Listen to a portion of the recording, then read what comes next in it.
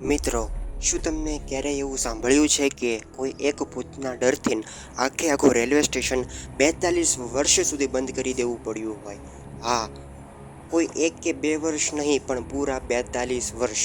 પશ્ચિમ બંગાળનું બેગનકોદાર railway station, જેને ભારતીય રેલવેના રેકોર્ડમાં ગોસ્ટ રેલવે સ્ટેશન તરીકે સાબિત કર્યું છે. પણ આ ડરની પાછળનું અસલી સત્ય શું છે?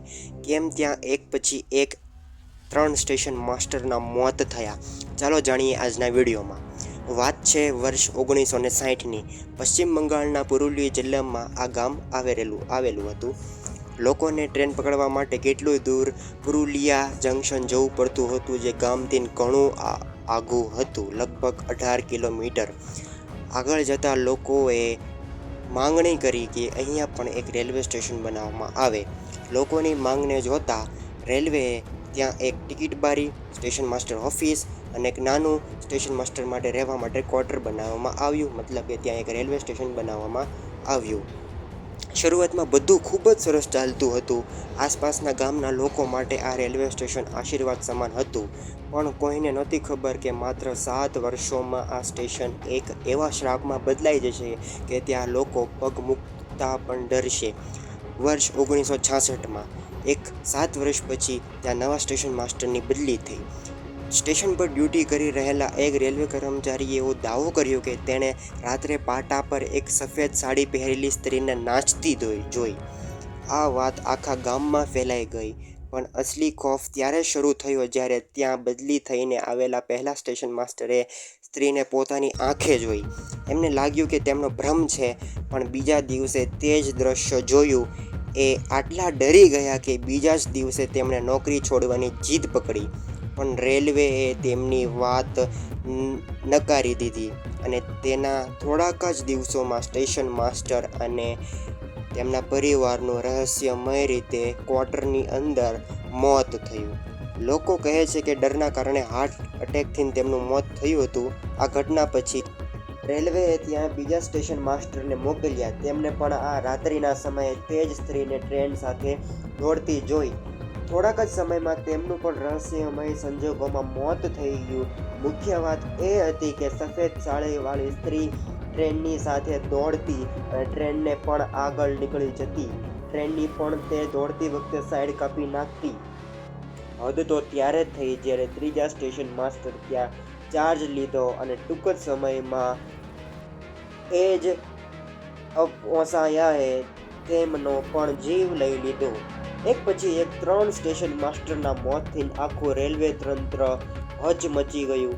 આ 3 મોતના ખૌફ પછી બેગુનકોદર રેલવે સ્ટેશન પર કોઈ કર્મચારી ડ્યુટી કરવા તૈયાર નહોતું.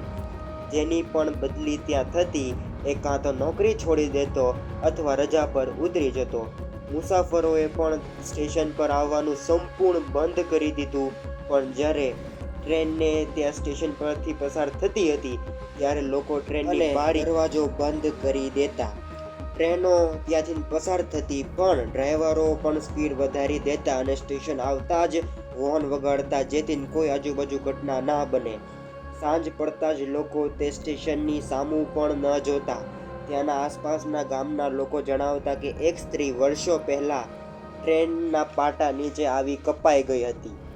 કદાચ તે ભૂત બનીને બધાને ડરાવે છે.